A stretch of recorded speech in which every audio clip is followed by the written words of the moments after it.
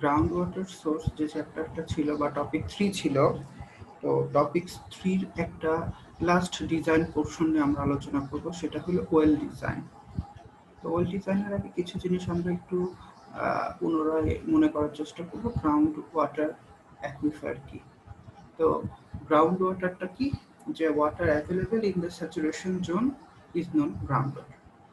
মানে সয়েলের যে স্ট্রাটাতে বা গ্রাউন্ড ওয়াটারে গ্রাউন্ডে যে লেভেলে ওয়াটারটা 100% স্যাচুরেটেড থাকে, বা বলতে পারি যে পোর স্পেসগুলো পানি দ্বারা পূর্ণ থাকে, সে পোর স্পেসে পূর্ণ পানিটাকে কি বলা হয়? Ground water. আর অ্যাকুইফার কাকে বলা হয়? আমাদের সারফেস থেকে মাটির নিচে ওয়াটার বিয়ারিং কোন ফরমেশনটাকে বলা হয় অ্যাকুইফার। মানে মাটির যে স্তর থেকে আমরা কি করতে পারি? পানিটাকে রেডিলি তুলে নিতে পারি, সেটাকে বলতেছে আমরা অ্যাকুইফার। অ্যাকুইফার দু ধরনের ছিল, কনফাইন্ড অ্যাকুইফার এবং আনকনফাইন্ড অ্যাকুইফার। এই জিনিসগুলো আমরা মোটামুটি সবাই পড়ে আসছি, আমাদের সবকিছু মনে আছে। এখন আমাদের কাজটা হলো ওয়েল ডিজাইন। ওয়েল ডিজাইন বলতে কি বোঝাচ্ছি? ছবিটাতে দেখো, এখানে একটা আর্টেসিয়ান ওয়েল বলতেছে। তো আর্টেসিয়ান ওয়েল বা ওয়াটার টেবিল ওয়েল দুইটা উদাহরণ এখানে দেওয়া আছে।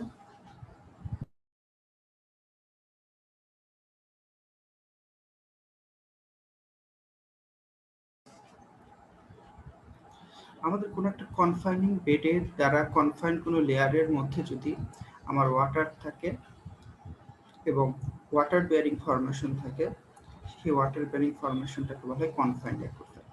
তোমরা দেখতে পাচ্ছ যদি কনফাইন্ড অ্যাকুইফারে যদি আমি একটা কি ওয়েল খনন করি, অথবা আমি যদি একটা টিউব ইনসার্ট করে দিই, এবং টিউবের যে অংশটা অ্যাকুইফারে থাকবে সেখানে আমাদের কি করা থাকবে? ছিদ্রযুক্ত থাকবে বা স্ট্রেইনার যুক্ত থাকবে।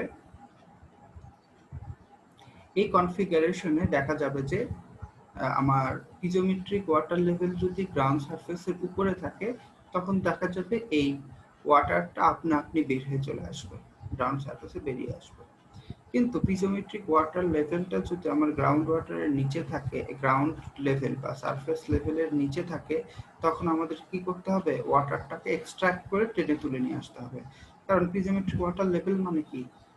যতটুকু পর্যন্ত আমার টিউবের ভিতরে ওয়াটার লেভেল হবে পাম্পিং ছাড়া, সেটাই তো হচ্ছে আমার পিজোমেট্রিক ওয়াটার লেভেল। তো আমাদের এখন এরকম একটা ওয়েল থেকে বা টিউব ওয়েল, একটা টিউব বোরিং এর মাধ্যমে আমার অ্যাকুইফার পর্যন্ত টেনে নিয়ে যাওয়া হয়, এবং অ্যাকুইফারের লোকেশনে আমাদের কি থাকে? ওই টিউব ছিদ্রযুক্ত থাকে, মানে ছাকনাযুক্ত থাকে। তো যাতে কি করে, এই চারপাশ থেকে অ্যাকুইফারের চারপাশ থেকে ওয়াটারটা আমার টিউবের মধ্যে আসে। টিউবের মধ্যে কতটুকু আসবে? এই গ্রাউন্ড ওয়াটার টেবিল পর্যন্ত, ঠিক আছে, বা স্ট্যাটিক ওয়াটার লেভেল পর্যন্ত। তো স্ট্যাটিক ওয়াটার লেভেল পর্যন্ত পানি যখন আসবে বা পিজোমেট্রিক ওয়াটার লেভেল পর্যন্ত পানি আসবে, এরপর বাদ বাকি অংশটা আমাদের টেনে তুলতে হবে কোনো একটা পাম্পিং মেশিনারিজের মাধ্যমে।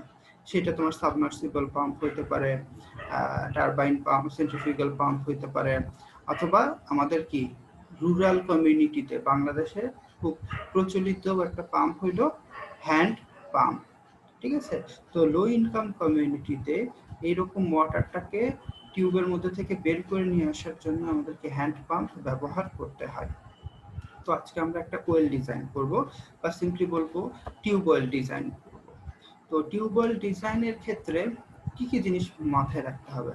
প্রথমে হলো selection of proper dimensional factor for the well structure. তো ওয়েল স্ট্রাকচারের ডাইমেনশনাল ফ্যাক্টর বলতে বোঝাচ্ছে আমার ওয়েলের যে যে কম্পোনেন্ট আছে সে কম্পোনেন্টের ডাইমেনশন কেমন। যেমন আমরা ওয়েলের মধ্যে যদি টিউব ইনসার্ট করি, তখন তাকে বলতেছে টিউব অয়েল। তাহলে সেই টিউব অয়েলের টিউবের ডায়ামিটার কতটুকু হবে? সেই টিউব অয়েলের যে পাইপটা ব্যবহার করতেছি টিউবটা, সেই টিউব কি ম্যাটেরিয়ালের তৈরি হবে? এবার সেই টিউবের লেন্থ কতটুকু হবে? আমি যদি ছাঁকনি ব্যবহার করি, সেই ছাঁকনির লেন্থ কতটুকু হবে? ছাঁকনির ছিদ্রগুলো কেমন হবে? এগুলো আমাদের ডাইমেনশন করা।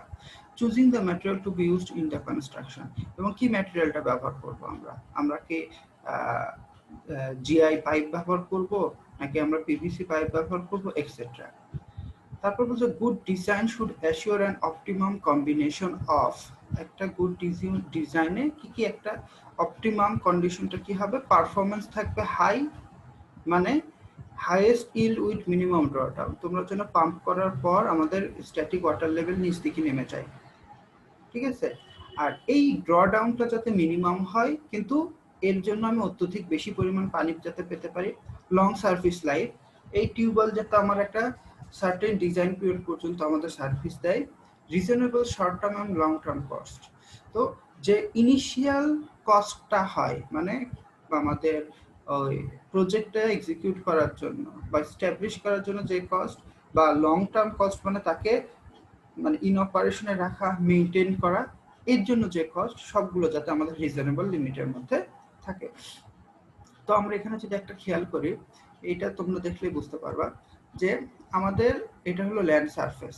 আমাদের ল্যান্ড সারফেস থেকে মাটির ডিফারেন্ট স্তর আছে, মাটির ডিফারেন্ট স্তর আছে, ঠিক আছে? দেখা যাচ্ছে মাটির বিভিন্ন স্তরের মধ্যে আমাদের স্যাচুরেটেড গ্রাভেল অ্যাকুইফার আছে, স্যাচুরেটেড গ্রাভেল অ্যাকুইফার, ঠিক আছে? স্যাচুরেটেড গ্রাভেল অ্যাকুইফার বলতে বোঝাচ্ছে এখানে যে এই লেভেলে যে মাটিগুলো আছে, সেই মাটি করার ভেতরে পানি 100% স্যাচুরেটেড থাকে। কি থাকে? পানি দ্বারা আমার পোর স্পেস গুলো পূর্ণ থাকে। তাহলে যেহেতু আর এই স্পেস গুলোতে আমাদের হয়তোবা পানি পূর্ণ না, তাহলে আমাদের হিউম্যান বিং পানিটা নিবে কোথায় থেকে? এই স্যাচুরেটেড জোন থেকে। তো স্যাচুরেটেড জোন থেকে যদি আমি পানিটা নিতে চাই, আর নিচে আছে নন অ্যাকুইফার, নিচে যে মাটি আছে সেই মাটির মধ্যে পানিও নাই, এর মধ্যে থেকে আমরা পানি এক্সট্রাক্ট করতে পারি না। এর জন্য আমাদের কাজ হবে কি, আমাদের একটা মাটির মধ্যে টিউব ইনসার্ট করা। দেখো এই টিউব ইনসার্ট, তো টিউবটা আমি ইনসার্ট কতটুকু করব? আমাকে টিউব ইনসার্ট করতে হবে আমাদের অ্যাকুইফার পর্যন্ত, বা অ্যাকুইফারের বটম পর্যন্ত, অ্যাকুইফারের বটম পর্যন্ত। তো আমরা কি করলাম, অ্যাকুইফারের মোটামুটি বটম পর্যন্ত আমরা কি করে ফেলছি, একটা টিউব ইনসার্ট করে ফেলছি। তো আমরা আমাদের বিভিন্ন টেস্ট থেকে দেখতে পারলাম যে আমার এই লেয়ারে ওয়াটার টেবিল এতটুকু থাকে, মানে পানি দ্বারা পূর্ণ, মানে স্যাচুরেশন জোন শুরু হয় এখান থেকে, এটা ওয়াটার টেবিল। এখন এই টিউবের এখানে যদি আমি কোনো একটা পাম্প অ্যাড করি, এনি টাইপ অফ পাম্প, তখন কি হয়ে যাবে, গ্রাউন্ড ওয়াটার টেবিলটা কি করবে, ধীরে ধীরে নিচের দিকে নেমে যাবে, তাই না? এবং তার করসপন্ডিং একটা ড্রডাউন কার্ভ তৈরি হবে। তো পানিটা যখন নিচের দিকে নেমে যাবে, নিচের দিকে নেমে যাওয়ার পর একটা সার্টেন লেভেলের পর সেটা আর নিচের দিকে নামবে না, যে মিনিমাম যতটুকু নেমে যাচ্ছে সেটাকে হচ্ছিল পাম্পিং ওয়াটার লেভেল, মানে পাম্প করার পর ওয়াটার লেভেল ইন টিউব যতটুকু হবে, ঠিক আছে? তো এটাকে বলতেছে আমাদের ড্র ডাউন, এটাকে বলতেছে আমাদের ড্র ডাউন। তো কথা হচ্ছে আমি আমার ড্র ডাউনের নিচে আরো কিছু জায়গা ফাঁকা রেখে এখানে আমি কি দিব, স্ক্রিন দিব, ওয়েল স্ক্রিন দিব। ওয়েল স্ক্রিন বলতে কি বোঝাচ্ছে, আমাদের এই পাইপটা হবে ছাকনা যুক্ত, যাতে কি হচ্ছে, তুমি যখন পাম্পিং করবা তখন এই অ্যাকুইফারের ভেতর থেকে পানিগুলো আমার কোথায় চলে আসবে, ছাকনিতে চলে আসবে। ছাকনির মধ্যে দিয়ে আমার টিউবের মধ্যে প্রবেশ করবে, এবং টিউবের মধ্যে প্রবেশ করার সময় তো আমাদের এখানে পাম্পিং চলতেছে, তো টিউবের মধ্যে থেকে পানি বের করে নিচ্ছি, অ্যাট দ্য সেম টাইম আবার স্ক্রিনের মাধ্যমে আমার টিউবের মধ্যে পানি প্রবেশ করতেছে। তো এখন আমাদের কাজটা হবে কি, অ্যাজ এন ইঞ্জিনিয়ার বলতে হবে এটা আমি কত মিলিমিটার ডায়ামিটারের পাইপ ব্যবহার করব, এই পাইপ কি ম্যাটেরিয়ালের আমি ব্যবহার করব, এরপর এই পাইপটা মাটিতে কত গভীরতা পর্যন্ত আমি ইনসার্ট করব, মানে আমার পাইপের টোটাল ডেপথ কতটুকু হবে। স্ক্রিনারের নিচে আমাদের সলিড কিছু পাইপ দিতে, সলিড মানে কি, নর্মাল পাইপ দিয়ে দিতে হয়, যেটাকে বলে ব্ল্যাঙ্ক, এবং পাইপের নিচের অংশটা কি থাকে, বন্ধ করে দেওয়া থাকে, যাতে নিচ দিক থেকে ময়লাটা আমার পাইপে না আসতে পারে। তো পাইপের টোটাল লেন্থ কত হবে, কি ম্যাটেরিয়ালের হবে, পাইপের ডায়ামিটারটা কেমন হবে, এরপর মোস্ট ইম্পর্টেন্ট আমার এই স্ক্রিনের লোকেশনটা কোথায় হবে, মাটির নিচে কোন গভীরতাতে আমি স্ক্রিনটা দিব, এবং সেই স্ক্রিনের লেন্থটা কতটুকু হবে, স্ক্রিন আমি কি ম্যাটেরিয়ালের দিব, আর স্ক্রিনের মধ্যে যে ওপেনিং গুলো আছে, স্ক্রিন দেখো এরকম স্লটেড থাকে, কাটা কাটা থাকে, এই ওপেনিং কয়টা থাকবে। এরপর আমি আলটিমেটলি বলবো যে আমার এই পাম্পের মধ্যে দিয়ে কত জিপিএম এ পানি বের হয়, এই পাম্প দিয়ে আমার কত জিপিএম এ পানি বের হয়। তো এই ফুল ফেনোমেনাটাই হয়ে গেল আমাদের কি, ওয়েল ডিজাইন, ঠিক আছে? তো আমরা হয়তো বা এই কোর্সটাতে ওয়েল ডিজাইনের আমার মেইন ফোকাসটা থাকবে এই স্ক্রিন ওয়েলটা ডিজাইন করা। উপরের অংশ নিয়ে আমরা একটু সিম্পলি আলোচনা করব, কিন্তু মেইন ফোকাসটা থাকবে এই স্ক্রিন ওয়েলটা নিয়ে আলোচনা করা। স্ক্রিন ওয়েলটা নিয়ে আলোচনা করা মানে কি, আমি কত ডায়ামিটারের ওয়েল স্ক্রিন ব্যবহার করব, তো স্ক্রিনের লেন্থ কতটুকু হবে, এখানে স্লট নাম্বার কতটুকু হবে, এবং এই পাম্প থেকে এই ওয়েল থেকে আমি কতটুকু ডিসচার্জ পাবো, ঠিক আছে, এটাই মোটামুটি আমাদের কনসার্ন থাকবে। তো ওয়েল ডিজাইনের মেইন মানে আমি স্টেপগুলো বা যদি বলি বা মেইন কম্পোনেন্টসগুলো, প্রথমে ওয়েলের ডেপথ, মানে আমার টোটাল ওয়েল কত ডেপথের হবে, সারফেস থেকে আমি কত গভীরতা পর্যন্ত বোরিং করব, বোরিং করে আমি টিউবওয়েল ইনসার্ট করব, টোটাল লেন্থটা বের করতে হবে। এরপর well casing length, well casing length বলতে বোঝাচ্ছে আমার যে টিউবওয়েলটা আছে, টিউবটা আছে, সেই টিউবের স্ক্রিনের আগ পর্যন্ত দূরত্বটাকে, মানে গ্রাউন্ড সারফেস থেকে স্ক্রিনের আগ পর্যন্ত দৈর্ঘ্যটাকে বলা হয় স্ক্রিন মানে ওয়েল কেসিং। স্ক্রিনের আগ পর্যন্ত দূরত্বটাকে, স্ক্রিনের আগ পর্যন্ত আমার টিউবের দৈর্ঘ্যটাকে বলা হয় ওয়েল কেসিং। তো আমাদের ওয়েল কেসিংটা কি ম্যাটেরিয়ালের হবে, ওয়েল কেসিং এর ডেপথ কতটুকু হবে, ওয়েল কেসিং এর লেন্থ কতটুকু হবে, তার ডায়ামিটার কতটুকু হবে, কি ম্যাটেরিয়ালের হবে, এটাও কিন্তু আমাদের ওয়েল ডিজাইনের একটা অংশ। এরপর হলো স্ক্রিন ট্রান্সমিটিং ক্যাপাসিটি বা ইল্ড ক্যাপাসিটি। তো মানে স্ক্রিনের মধ্যে দিয়ে কতটুকু পানি, স্ক্রিনের মধ্যে দিয়ে একক সময়ে কতটুকু পানি আমার টিউবের মধ্যে ইনসার্ট করে সেটা ডিজাইন করতে হবে। আর স্পেসিফিক কোনো ইউজের জন্য, কোনো একটা এরিয়ার জন্য আমার একটা ডিমান্ড থাকে, ধরো একটা বসুন্ধরা রেসিডেন্সিয়াল এরিয়ার জন্য ধরো 1,00,000 মিটার কিউব পার ডে পানি প্রয়োজন সাপোজ। তো এখানে কয়টা টিউবওয়েল আমাদের প্রয়োজন এই পানিটাকে সাপ্লাই দেওয়ার জন্য। তো ওয়েল ডিজাইনটা আমরা শুরু করি। ওয়েল ডিজাইন শুরু করার সময় স্টেপগুলো কি, প্রথমে হলো grain size distribution for different soil layer, মানে তোমার গ্রাউন্ড সারফেস থেকে মাটির নিচ পর্যন্ত একটা সার্টেন ইন্টারভালে 10 ফিট পর পর 20 ফিট পর পর তোমাকে কি করতে হবে, সয়েলের স্যাম্পল নিতে হবে। মানে তোমার সারফেস থেকে 10 ফিট বা 15 ফিট পর পর তোমাকে সয়েলের স্যাম্পল নিতে হবে, সয়েলের স্যাম্পল নিতে হবে। সয়েলের স্যাম্পল নিয়ে সেই সয়েলের আমাদের কি গ্রেইন সাইজ ডিস্ট্রিবিউশন ড্র করতে হবে।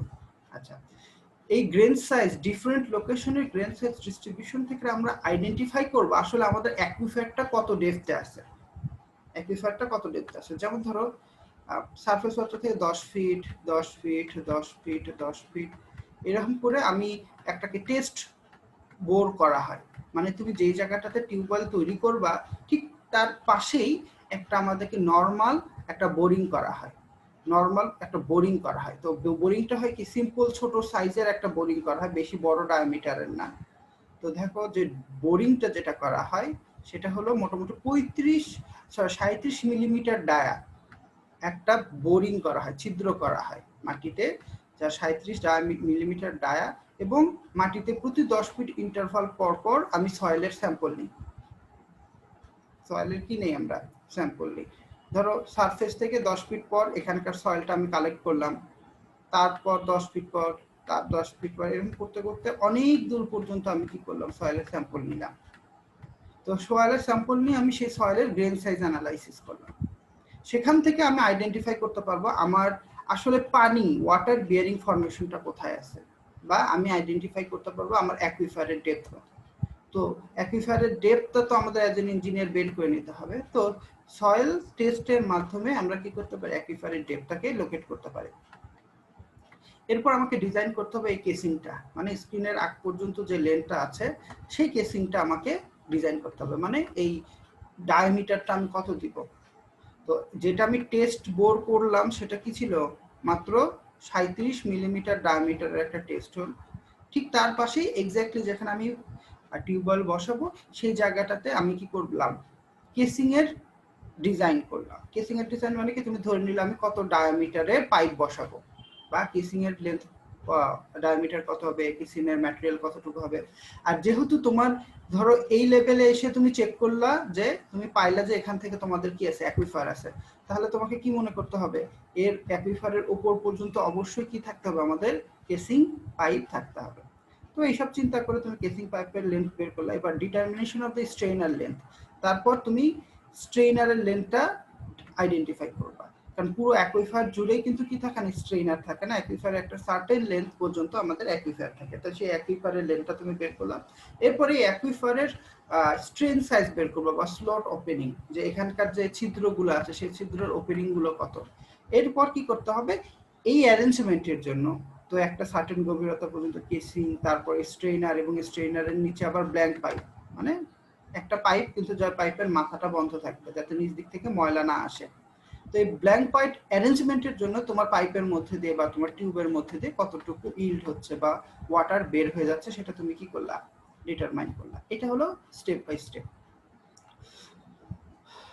তো আমরা যদি গ্রেন সাইজ অ্যানালাইসিস করতে চাই, ধরো আমার এখানে একটা কথা বলতেছে, একটা এক্সাম্পল, আমরা কি বলতেছি, মাটির বিভিন্ন গভীরতাতে 10 মিটার ইন্টারভাল পর পর আমি সয়েলের কি করি, স্যাম্পল নিই। তার মধ্যে কোনো এক ক্ষেত্রে ধরো মাটির 230 থেকে 260 ফিট গভীরতাতে, মাটির 230 থেকে 260 ফিট গভীরতাতে আমি স্যাম্পলারের মাধ্যমে আমি 230 গ্রাম স্যাম্পল তুলে নিয়ে আসছি।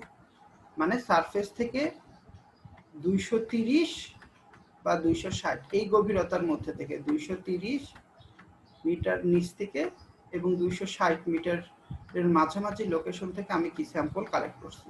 মানে মোটামুটি আমি 240 বা 45 মিটার গভীরতা থেকে আমি কি করছি, আমার স্যাম্পলটাকে কালেক্ট করছি। তো স্যাম্পলটাকে কালেক্ট করছি কতটুকু, খুব অল্প পরিমাণ 230 গ্রাম। এই 230 গ্রাম স্যাম্পলটাকে আমি এখন সিভ অ্যানালাইসিস করব। কি করব, সিভ অ্যানালাইসিস করব। আমাদের সিভ অ্যানালাইসিস করার পর হবে কি, সিভ আছে কি number 4, number 8, 16 plus 13 plus number 16, number 15, number 100 এবং 200 নিচে থাকে প্যান, তাই না? এখন তুমি এই সিভের মধ্যে দিয়ে স্যাম্পলটাকে তুমি রেখে নাম্বার 4 এর উপর রেখে তুমি অ্যানালাইজ করতেছো, শেক করতেছো। শেক করার পর দেখলা যে প্রতিটা স্ক্রিনে বা প্রতিটা সিফে কতটুকু ম্যাটেরিয়াল রিটেইন করলো। দেখো সিফ নাম্বার 4 এ 0 গ্রাম ম্যাটেরিয়াল রিটেইন করছে, নাম্বার 8 এ 0 গ্রাম, নাম্বার 16 এ 76.2 গ্রাম, নাম্বার 30 তে 65 গ্রাম, 50 তে 40.6 গ্রাম, আন্ডার 10 এ হচ্ছে হলো 30.6, আর 200 এ রিটেইন করছে 11.7। তো এটা তুমি সিভ অ্যানালাইসিসের পর তুমি এরকম পাইলা। বা পরীক্ষার জন্য তোমাদের কি করা দেওয়া হতে পারে, এই ডাটাটা দিয়ে দেওয়া হতে পারে। সেক্ষেত্রে কিন্তু তোমার এই ওপেনিংটা তোমাকে মনে রাখতে হবে। আমি হয়তো ওপেনিং এর এগেইনস্টে কতটুকু ম্যাটেরিয়াল রিটেইন করলো এটা দিয়ে দিতে পারি, অথবা সিভ নাম্বারের এগেইনস্টে কতটুকু ম্যাটেরিয়াল রিটেইন করলো সেটা আমি তোমাদের জানাই দিতে পারি। তো এরপর কি হয়ে গেল, তোমাকে এই ওয়েট রিটেইন থেকে কিউমুলেটিভ ওয়েট রিটেইন করতে হবে। কিউমুলেটিভ ওয়েট রিটেইন মানে কি, প্রথমটা যেটা আছে অ্যাজ ইট ইজ তুমি সেটা লিখে ফেললা। কিউমুলেটিভ মানে কি, পেছনটায় তার উপর পর্যন্ত কতটুকু ম্যাটেরিয়াল রিটেইন করতেছে। তো দ্বিতীয়টা করতে গেলে তোমাকে তার আগেরটার সাথে যোগ করতে হবে, পরের কিউমুলেটিভ রিটেইন করতে গেলে ঠিক তাকে তার আগেরটার সাথে যোগ করতে হবে। ঠিক এই প্যাটার্নে তুমি কি করলা, কিউমুলেটিভ ওয়েতে যোগ করলা। ওকে, তো তোমরা এই সিভ অ্যানালাইসিস মোটামুটি 2 থেকে করতেছো, এই সেমিস্টারেও সয়েল মেকানিক্সে এটা করছো। তো কিউমুলেটিভ ওয়েট রিটেইন করলা। কিউমুলেটিভ যখন ওয়েট রিটেইন করলা, সেখান থেকে কিউমুলেটিভ পার্সেন্টেজ ওয়েট রিটেইন তৈরি করবা। তো মানে কিউমুলেটিভ পার্সেন্টেজ বলতে কি বোঝাচ্ছে, 223 গ্রামের কত পার্সেন্ট তোমার এই স্যাম্পলে রিটেইন করতেছে, 230 গ্রামের মধ্যে কতটুকু রিটেইন করতেছে। তো সেখান থেকে তোমরা পার্সেন্টেজ কিউমুলেটিভ ওয়েট রিটেইন পাইলা। এটা কিভাবে পেতে পারো, যে তুমি যদি আমি সিভ নাম্বার 16 নিয়ে কথা বলি, এখানে কিউমুলেটিভ ওয়েট রিটেইন কিভাবে পাইছে, এই ভ্যালুটা পাইছে এরকম করে যে 76 ওই সিভের উপর যতটুকু ম্যাটেরিয়াল কিউমুলেটিভলি রিটেইন করছে সেটা আসলে 230 গ্রামের মধ্যে কত পার্সেন্ট। ঠিক আছে, আমরা এইভাবে পেয়ে গেছি হলো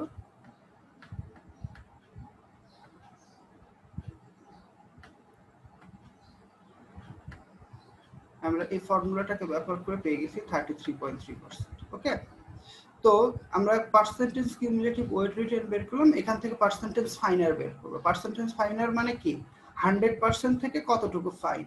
তো 100 থেকে এই ভ্যালুগুলো বিয়োগ দেব, প্রতি ক্ষেত্রে 100 থেকে এই ভ্যালুগুলো বিয়োগ দেব, প্রতি ক্ষেত্রে 100 থেকে এই ভ্যালুগুলো দিলে আমি পার্সেন্টেজ ফাইনার পাবো, আমি পার্সেন্টেজ ফাইনার পেয়ে যাব।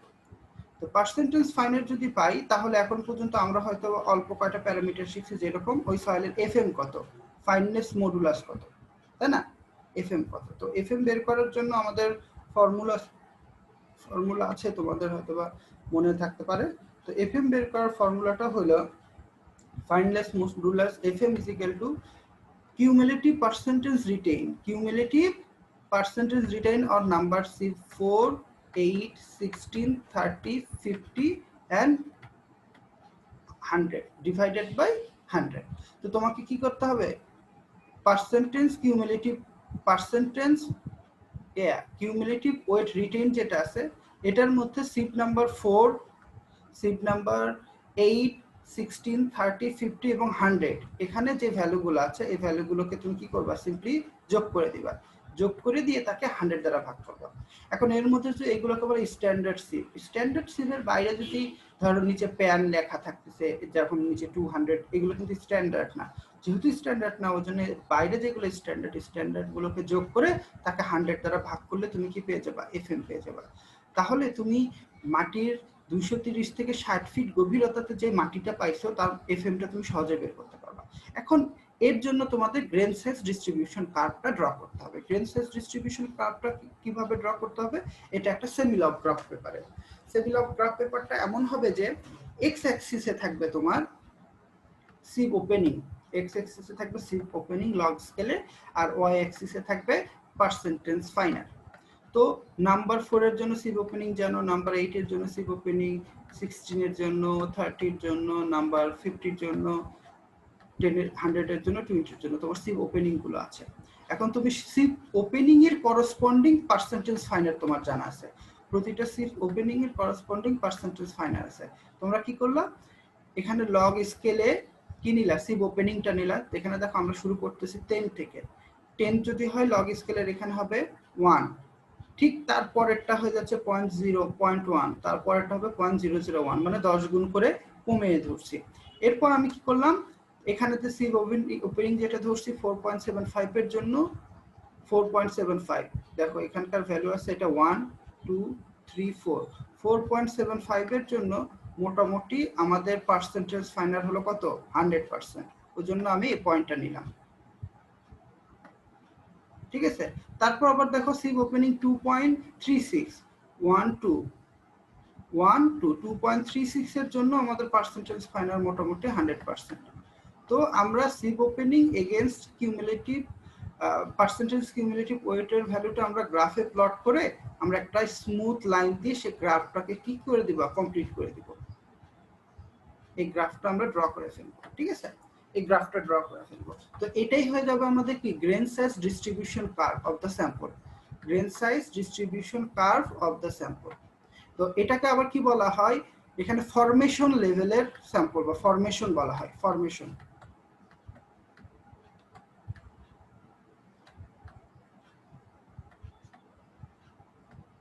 ফরমেশন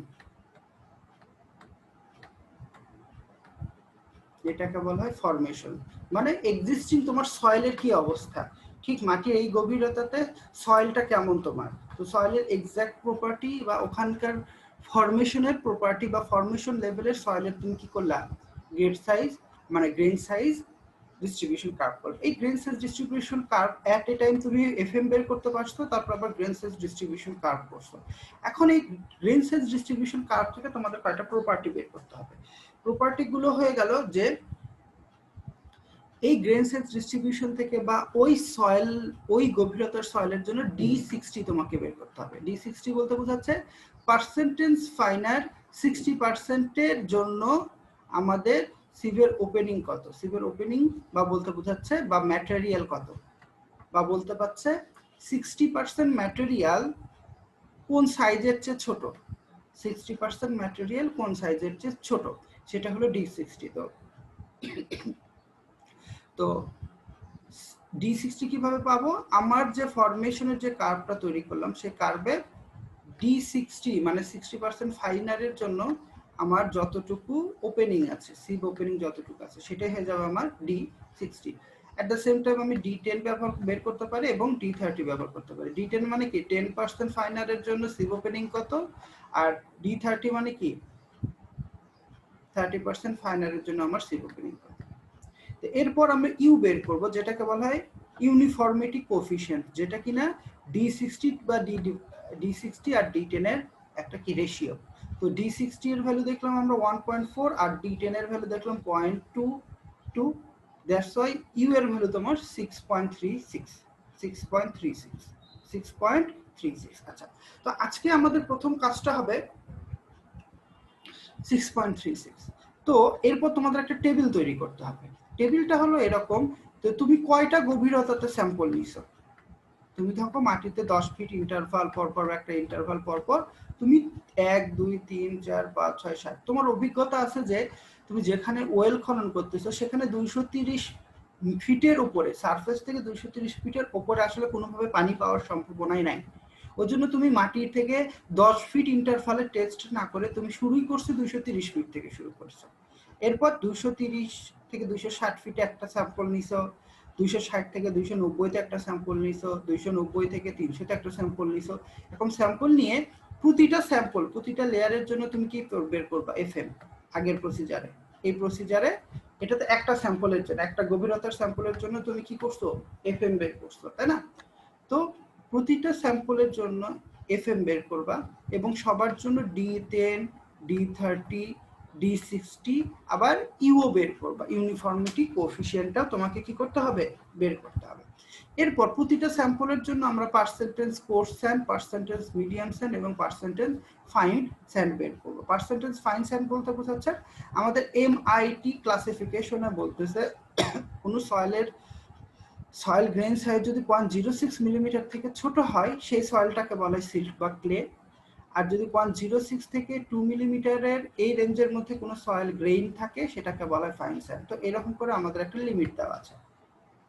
তো এখন আমাদের যে গ্রেন সাইজ, প্রতিটা স্যাম্পলের জন্য আমি যে গ্রেন সাইজ ডিস্ট্রিবিউশন কার্ভটা তৈরি করলাম, এই কার্ভ থেকে আমাদের কি করতে হবে, স্যাম্পলের পার্সেন্টেজ বলতেছে এই স্যাম্পলের মধ্যে আমার কত পার্সেন্ট কোর্স স্যান্ড আছে, কত পার্সেন্ট মিডিয়াম স্যান্ড আছে এবং কত পার্সেন্ট ফাইন স্যান্ড আছে। এটা আমরা কিভাবে বের করতে পারি? তো আমাদের যে MITর যে ক্লাসিফিকেশন আছে এখানে বলতেছে 0.06, এটা হলো 0.01 1 2 3 4 5 6, এটা 0.06, ঠিক আছে, 0.06। ঠিক এখান থেকে 0.2 এইটুক পর্যন্ত হইল আমার কি ম্যাটেরিয়াল, ক্লে।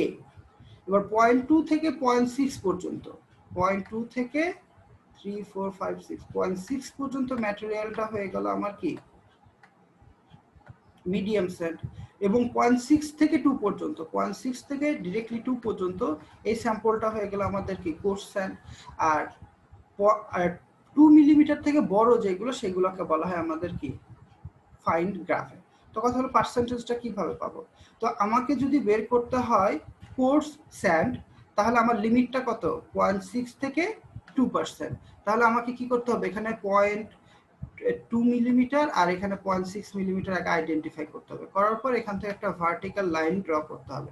তো ভার্টিক্যাল লাইনটা আমার ফরমেশন কার্ভের দুইটা সার্টেন বিন্দুতে কি করবে, ছেদ করবে, তাই না? ছেদ করার পর তোমাদের কাজটা কি হয়ে যাবে, আমি একটু কালার চেঞ্জ করে দিই। তুমি যে রেঞ্জের ম্যাটেরিয়াল, ধরো আমি এখন কোর্স স্যান্ড বের করতে যাচ্ছি, কোর্স স্যান্ড বের করতে গেলে কোর্স স্যান্ডের আগে লিমিটটাকে তোমাকে আইডেন্টিফাই করতে হবে এবং সেটার জন্য আমার গ্রাফে একটা ভার্টিক্যাল লাইন ড্র করতে হবে পর্যন্ত, কার্ভ পর্যন্ত করলাম। করার পর এই দুই পয়েন্ট থেকে তোমাকে কি করতে হবে, পার্সেন্টেজ ফাইনারের জন্য পার্সেন্টেজ ফাইনার বের করতে হবে এবং কার্ভ থেকে পার্সেন্টেজ ফাইনার বের করতে হবে। এখন এই ভ্যালু যদি হয় এক্স আর এই ভ্যালু যদি হয় ওয়াই, তাহলে হবে কি এই এক্স মাইনাস ওয়াইটাই হয়ে যাবে আমার এই কোর্স স্যান্ডের অ্যামাউন্ট। এই দুইটা যে পার্সেন্টেজ ফাইনার আছে, ফাইনারের যে ডিফারেন্স বলতেছে ঠিক এত পার্সেন্ট কি আছে আমার স্যাম্পলের মধ্যে কোর্স স্যান্ড আছে। তবে মিডিয়াম স্যান্ডের রেঞ্জ থেকেও তুমি মিডিয়াম স্যান্ড বের করতে পারবা এবং ফাইন স্যান্ড বের করতে পারবা। তো এটা তোমাদের অতটা ইম্পর্টেন্ট এই মুহূর্তে না, বাট তোমাদের জানতে হবে। তো তুমি মাটির বিভিন্ন স্তরের জন্য তুমি অনেকগুলো প্রপার্টি বের করলা, প্রতিটা স্তরের এফএম বের করলা, D10, D30, D60, ইউ বের করলা এবং প্রতিটা স্তরে কত পার্সেন্ট কোর্স স্যান্ড আছে, মিডিয়াম স্যান্ড আছে, এফএম আছে। তো এই টেবিলটা যখন পূরণ করবা, এই টেবিল থেকে তোমাকে আইডেন্টিফাই করতে হবে আসলে তোমার পানিটা আছে মাটির কোন স্তরে, কোন গভীরতাতে। যে পানিটা তোমরা কি করতে পারো, রেডিলি অ্যাভেলেবল তোমাদের কাছে, বা অ্যাকুইফারের ডেপথ কতটুকু। তো অ্যাকুইফারের ডেপথ হলো যে লেয়ারে ইউ এর ভ্যালু 2 থেকে বড় হবে, মানে এই স্যাম্পলগুলোতে যে দেখবে ইউ এর ভ্যালু এখানে থাকতে পারে 1, 1.5, এখানে দেখবো 1.9। তো যে স্তর থেকে আমাদের ইউ এর ভ্যালু 2 থেকে বড় হয়ে যাবে, বুঝতে হবে সেখান থেকে আমাদের স্যাম্পল মানে পানি আছে। মানে ইউ এর ভ্যালু বড় হওয়া মানে কি, পার্টিকেল সাইজ গুলো বড় হওয়া। পার্টিকেল সাইজ বড় হয়ে যদি থাকে তাদের মধ্যে ফাঁকা জায়গাও বেশি থাকবে, বেশি পানি থাকবে, ঠিক আছে। তো ইউনিফর্মিটি কোএফিসিয়েন্ট মাটির যে স্তরে এসে 2 থেকে বড় হয়ে যাবে, বুঝতে হবে সেখান থেকে তোমার পানি আছে। আবার শুধু যে 2 থেকে বড় হইলে হবে না, সেই পানিতে কি থাকতে হবে, বেশি পরিমাণে কোর্স স্যান্ড থাকতে হবে। সেখানে কি থাকতে হবে, বেশি পরিমাণে কোর্স স্যান্ড থাকতে হবে। সেখানে ফাইননেস মডুলাসটা কি হইতে হবে, তুলনামূলক বড় হইতে হবে, এবং কোর্স স্যান্ডের পরিমাণ আর মিডিয়াম স্যান্ডের পরিমাণে বেশি থাকতে হবে। তো এই টেবিল থেকে তুমি দেখতে পাচ্ছ যে এখানে কোর্স স্যান্ড কত পার্সেন্ট, 1%, মিডিয়াম স্যান্ড 58%, আর ফাইন স্যান্ড 4%। তো বলা হয় যে কোনো লেয়ারে কোর্স স্যান্ডের পরিমাণ যদি 1% থেকে বড় হয়ে যায়, সেখানে পানি পাওয়ার পসিবিলিটি আছে। তখন এই টেবিল অ্যানালাইসিস করে তোমাকে দেখতে হবে যে কোথায় ফাইন স্যান্ড বা কোর্স স্যান্ডের পরিমাণ বেশি এবং ইউ এর পরিমাণ বেশি। তো যেখান থেকে এই টেবিল থেকে তুমি জাজমেন্ট দিবা, ইউ এর পরিমাণ বেশি যেখানে, কোর্স স্যান্ডের আর মিডিয়াম স্যান্ডের পরিমাণ যেখানে বেশি, সেই জায়গা থেকেই তুমি পানি কালেক্ট করবা, সেটাই হয়ে যাবে তোমার অ্যাকুইফারের ডেপথ, ঠিক আছে। তো বলতেছে locating the aquifer and the water bearing strata. তো আলটিমেটলি এরকম করে একটা সময় যে দেখলা যে 260 ফিটে যে তোমার মোটামুটি ইউ এর ভ্যালু 2 থেকে বড় হয়ে গেছে, কোর্স অ্যান্ড মিডিয়াম স্যান্ডের পরিমাণ ফাইন স্যান্ডের তুলনায় কি হয়েছে, বেশি হয়েছে। তো এর উপরে নট ওয়াটার বিয়ারিং ফর্মেশন এবং এর নিচে ওয়াটার বিয়ারিং ফর্মেশন আছে। মানে 260 ফিটের নিচ থেকে আমি পানি পেতে পারি। কিন্তু 260 ফিটের নিচে পানি পেলেই হবে না, আমাকে দেখতে হবে আবার এই লেয়ারগুলোর মধ্যে ইউ এর ভ্যালু কোন লেয়ারে বেশি, আবার কোর্স ফাইন স্যান্ডের পরিমাণটা বেশি, এফএম এর পরিমাণ বেশি, বলতে হবে। ঠিক সেই লেভেলে আমাদের স্ক্রিনটাকে বসাইতে হবে। তো আমি আমার অ্যাকুইফারটা লোকেট করে ফেললাম। এরপর হলো আমাকে হোস পাইপটা বসাইতে হবে। তো হোস পাইপটা কি হতে পারে, আমাদের সরি কেসিং পাইপ বা হোসিং পাইপ বলা হয়। এই কেসিং পাইপটা জেনারেলি আমরা, আমার যদি ওয়েলের ডায়ামিটার 12 ইঞ্চি বা 18 ইঞ্চি হয়, মানে আমি যদি বড় ডায়ামিটারের ওয়েল খনন করি, তাহলে সেক্ষেত্রে আমরা এমএস পাইপ ব্যবহার করি, মাইল্ড স্টিলের পাইপ ব্যবহার করি।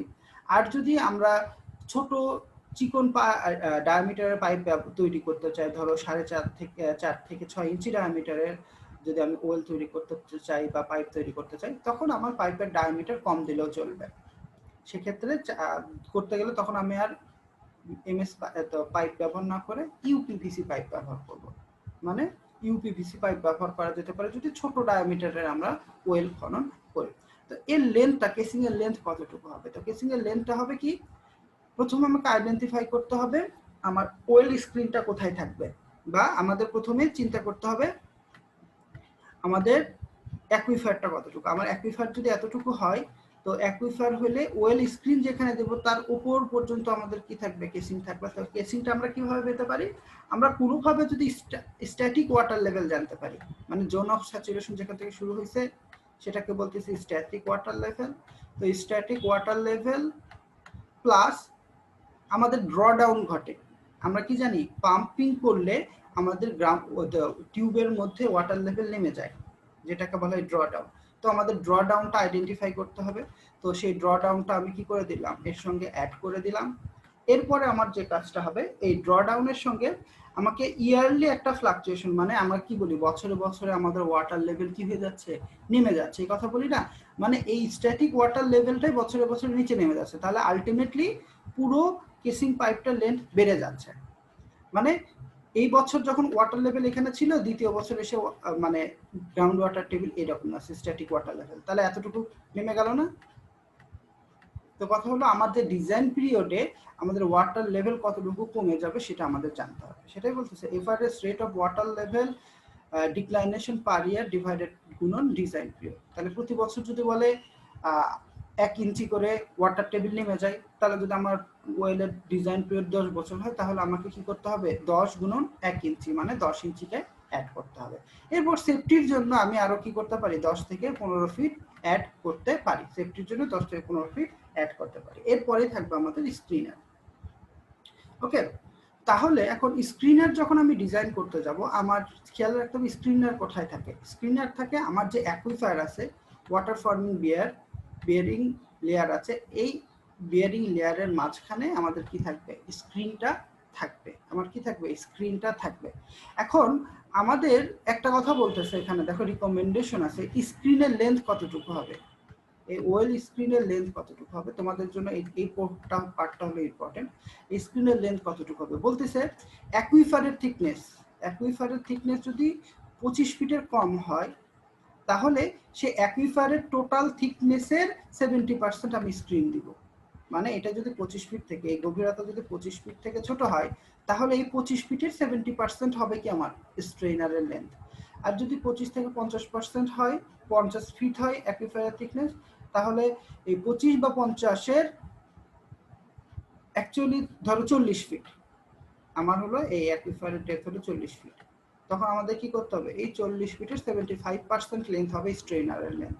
আর যদি অ্যাকুইফারের ডেপথ 50 ফিট থেকে বড় হয়, তখন আমাকে কি করতে হবে, অ্যাকুইফারের ডেপথের 80% লেন্থ হয়ে যাবে আমাদের কি স্ট্রেইনারের লেন্থ।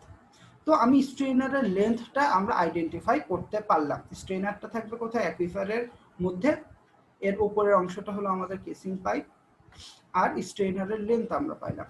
এখন আমার স্ট্রেইনারের ডায়ামিটার কতটুকু হবে, তো স্ট্রেইনার এমন হতে পারে যে তোমার কেসিং পাইপের যা ডায়ামিটার বা হোস পাইপের ডায়ামিটার, তোমার স্ক্রিনের ডায়ামিটার সেম হইতে পারে, মানে একবারে মিলাই যাইতে পারে, স্ক্রিনের ডায়ামিটার গুলো কি হয়ে যেতে পারে, মিলাই যেতে পারে। আবার কি হতে পারে, যেটাকে টেলিস্কোপিক স্ট্রেইনার বলে, ধরো এটা তোমার হোস পাইপ গ্রাউন্ড সারফেস থেকে নিচ থেকে এসে তোমার এখানে কি হয়ে যেতে পারে, স্ট্রেইনারের ডায়ামিটার ছোট হয়ে যেতে পারে, বা ছোট ডায়ামিটারের স্ট্রেইনার ব্যবহার করা যেতে পারে। তো এটাকে বলে কি টেলিস্কোপিক টাইপের স্ট্রেইনার। তো বলতেছে স্ট্রেইনারের ডায়ামিটার জেনারেলি 4 ইঞ্চি থেকে 6 ইঞ্চি হয়ে থাকে। আর স্ট্রেইনারটা এমনভাবে ডিজাইন করতে হবে, এমনভাবে তার ছিদ্র থাকতে হবে, যাতে এই স্ট্রেইনারের মধ্যে দিয়ে আমার ওয়েলে যখন পানি প্রবেশ করে, তখন সেই পানির ভেলোসিটি যাতে 0.1 ফিট পার সেকেন্ড হয়। মানে অ্যাকুইফার থেকে যে পানিটা আমার স্ক্রিনের মধ্যে দিয়ে ওয়েলে প্রবেশ করবে, তার ভেলোসিটি যাতে 0.1 ফিট পার সেকেন্ড হয়, মানে 0.1 ফিট পার সেকেন্ড থেকে যাতে বেশি না হয়, ম্যাক্সিমাম 0.1 ফিট পার সেকেন্ড হয়। এখন এই ওয়েল স্ক্রিনের কি কি ম্যাটেরিয়াল হইতে পারে, ম্যাটেরিয়াল হইতে পারে যে একটা হচ্ছে ব্রিজ টাইপ বলা হয়, আরেকটা বলে কন্টিনিউয়াস স্লট টাইপ। তো ব্রিজ টাইপ বলতে বোঝাচ্ছে, দেখা যায় যে এই পাইপের সারফেস গুলোকে ধরো কিছুটা এরকম করে, এটা যদি হয় তোমার পাইপ, তো পাইপের ভিতরে ওপেনিং থাকে, কিন্তু ম্যাটেরিয়ালটা একটু এইভাবে কিছুটা বের হয়ে আসে, ছিদ্রটা এইভাবে থাকে। আর কিছু আছে কি স্লট টাইপ, যে ভিতরে জাস্ট ছিদ্রযুক্ত থাকে। দেখো এইগুলো হলো আমাদের স্ট্রেইনার পাইপ, ছিদ্রযুক্ত পাইপ, ছিদ্রযুক্ত পাইপ। এগুলো তোমার পিভিসির হইতে পারে বা স্টেইনলেস স্টিলেরও হইতে পারে। এখন আমাদের ব্ল্যাঙ্ক পাইপ নিয়ে একটা কথা বলতে হয়। ব্ল্যাঙ্ক পাইপটা হয়ে গেল তোমার, ধরো এটা গ্রাউন্ড লেভেল, এখানে তোমার ওয়াটার টেবিল, তাহলে এর নিচে তোমার কি থাকবে, ওয়েলটা থাকতেছে। তার মধ্যে তুমি যে দেখতেছো তোমার ওয়াটার বিয়ারিং ওয়েল বা পারভিয়াস লেয়ার, যে লেয়ারের মধ্যে দিয়ে পানিটা ওয়েলে প্রবেশ করতে পারে, সেখানে তুমি স্ট্রেইনার দিছো। তো দেখা যাচ্ছে স্ট্রেইনার দিবা কোথায়, যেখান দিয়ে পানিটা আমার ওয়েলে প্রবেশ করতে পারবে, সেখানে তুমি স্ট্রেইনার দিয়ে দিবা। কিন্তু কথা হলো এর বাইরে যে ইমপারভিয়াস কিছু লেয়ার আছে, সেই জায়গাগুলো কি করবা, সেই জায়গাগুলোকে তোমাকে অ্যাজ ইট ইজ নর্মাল পাইপে কন্টিনিউ করতে হবে। আর একবারে নিচের অংশে, স্ট্রেইনারের নিচে আমাদের একটা লেন্থের পাইপ দিয়ে দিতে হয় নর্মাল, যেগুলো পারফোরেটেড পাইপ, এবং এর নিচের অংশটা কি থাকে, বন্ধ থাকে। তো এই লেনটাকে বলা হয় ব্ল্যাঙ্ক পাইপ। এটাও ব্ল্যাঙ্ক পাইপ, এগুলো হলো ব্ল্যাঙ্ক পাইপ। মানে স্ট্রেইনারের মাঝামাঝি কোনো জায়গায় যদি আমি পানি না পাই, সেই জায়গাটাতে তো আমার স্ট্রেইনার দেওয়ার কোনো মানে হয় না। এখানে আমাদের সিম্পল হলো সলিড পাইপই দিতে হয়। ঠিক আছে, তো এটা হলো আমাদের ব্ল্যাঙ্ক পাইপ। তো ব্ল্যাঙ্ক পাইপ মোটামুটি পাইপের স্ট্রেইনারের নিচে 10 ফিট পর্যন্ত মোটামুটি আমাদের এই ব্ল্যাঙ্ক পাইপ দেওয়া হয়। তো এখন আমাদের এই স্লট নাম্বারটা আমরা কিভাবে বের করতে পারি, বা এখন আমাদের ওয়েল দুই ধরনের হয়। আমাদের ওয়েল দুই ধরনের হয়, একটা হচ্ছে ন্যাচারালি ডেভেলপড ওয়েল, বা যেটাকে বলা হয় স্ক্রিনড ওয়েল, আর একটা হয়ে গেল গ্রাভেল প্যাক ওয়েল।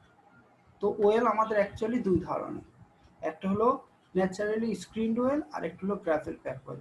তো ন্যাচারালি স্ক্রিন ওয়েল বলতে কি বোঝাচ্ছে, ন্যাচারালি স্ক্রিন ওয়েল বলতে বোঝাচ্ছে যে তোমার টিউবটা অ্যাকুইফার পর্যন্ত ইনসার্ট করে দিতে হচ্ছে এবং অ্যাকুইফারের একটা সার্টেন গভীরতাতে যেয়ে তুমি স্ট্রেনার দিয়ে দিচ্ছ। তা স্ট্রেনারের চারপাশে অ্যাকচুয়ালি কি আছে, তোমার ওই লেয়ারের মাটিগুলো দেওয়া আছে। তুমি যখন একটা হলো করে স্ট্রেনার ঢুকে দিচ্ছ, অ্যাকচুয়ালি কি হচ্ছে, এই স্ট্রেনারের চারপাশে ওই ফরমেশন ম্যাটেরিয়ালের মাটিগুলোই আছে। এটা হয়ে গেল আমাদের জেনারেল স্ক্রিন ওয়েল, যে আমি জাস্ট টিউবটা বসায় দিব কিন্তু অ্যাকুইফার লেভেলে আমাদের স্ট্রেনারটা থাকবে, অ্যাকুইফার লেভেলে আমাদের স্ট্রেনারটা থাকবে। এটাকে বলা হয় ওয়েল স্ক্রিন, এটাকে বলা হয় ন্যাচারালি ডেভেলপ ওয়েল বা স্ক্রিন ওয়েল। কিন্তু গ্রাভেল প্যাক এক টাইপের ওয়েল আছে, যে অনেক সময় দেখা যায় তোমার স্ক্রিনটা যেখানে রাখবা ঠিক চারপাশে ফরমেশন ম্যাটেরিয়ালগুলো খুবই ফাইন, খুবই সূক্ষ্ম, খুবই ছোট। তখন তুমি যখন পাম্পিং করবে এমন হইতে পারে পানির সাথে সেই ক্ষুদ্র কণাগুলো তোমার ওয়েলে প্রবেশ করতে পারে। এই জন্য কি করা হয়, আমার স্ক্রিনের চারপাশে বাইর থেকে আর্টিফিশিয়ালি কিছু বড় সাইজের ম্যাটেরিয়াল প্রোভাইড করা হয়। তো তোমার যে ওয়েল আছে, তোমার ওয়েলের চারপাশে, ওয়েলের স্ক্রিনের চারপাশে তুমি কি করতেছো, বাইর থেকে আবার কিছু কোর্স ম্যাটেরিয়াল তার চারপাশে ঘিরায় রাখতেছে। আগের বার কি ছিল, জাস্ট ফরমেশন, মাটি যেমন আছে তার মধ্যে তুমি স্ক্রিনটাকে ইনসার্ট করছো অ্যাকুইফারের, কিন্তু এবার অ্যাকুইফারের মধ্যেই তোমার স্ক্রিনের চারপাশে তুমি বাইর থেকে কি দিচ্ছ, বাইর থেকে কিছু পরিমাণ কোর্স ম্যাটেরিয়াল দিচ্ছ। তো এই টাইপের অ্যারেঞ্জমেন্টটাকে বলা হয় গ্রাভেল প্যাক ওয়েল, এটাকে বলা হয় গ্রাভেল প্যাক ওয়েল। ঠিক আছে, তারপর স্ক্রিন ন্যাচারাল স্ক্রিন ওয়েল বা গ্রাভেল প্যাক ওয়েল মধ্যে বুঝতে পারলা। স্ক্রিন ওয়েল মানে কি, নর্মালি অ্যাকুইফার পর্যন্ত তুমি পাইপ টেনে নিয়ে যায় অ্যাকুইফারের লোকেশন স্ক্রিন দিয়ে দিলা, শেষ, এরপর তুমি পাম্পিং করতেছো। কিন্তু গ্রাভেল প্যাকের সময় কি হয়, অ্যাকুইফার পর্যন্ত তুমি কেসিং টেনে নিয়ে যে স্ট্রেইনার দিলা, এরপর স্ট্রেইনারের চারপাশে তুমি বাইর থেকে আবার আর্টিফিশিয়ালি কিছু কোর্স পার্টিকেল দিয়ে দিলা। এতে কি হয়ে যাবে, আমার ওয়েলের স্ক্রিনটা ওখানে স্টেবলি থাকবে এবং আমার ইলটা ওকে থাকবে, আর ফাইন পার্টিকেলগুলো আমার টিউবের মধ্যে প্রবেশ করবে না। তো ইনশাল্লাহ আগামী দিন আমরা এই gravel pack material, gravel pack well এবং ন্যাচারালি ডেভেলপ ওয়েল নিয়ে আলোচনা করব। ঠিক আছে, তো এই ম্যাটেরিয়ালটা আমি তোমাদের ক্লাসরুমে প্রোভাইড করে দিয়েছি, আমি ভিডিওটাও আপলোড করে দেওয়ার চেষ্টা করবো আজকেই। তো টিল দেন ভালো থাকো তোমরা। আমাদের আর এক্সট্রা ক্লাস লাগবে না, আমাদের শিডিউল ক্লাস যেমন আছে আগামী বৃহস্পতিবারে, ইনশাল্লাহ আগামী বৃহস্পতিবারে আমাদের শিডিউল ক্লাসে আমরা আমাদের এই টপিকটাও শেষ করবো এবং আমাদের সিলেবাসটাও আমরা কমপ্লিট ঘোষণা করবো। তো ঠিক আছে, ভালো থাকো, আসসালামু আলাইকুম।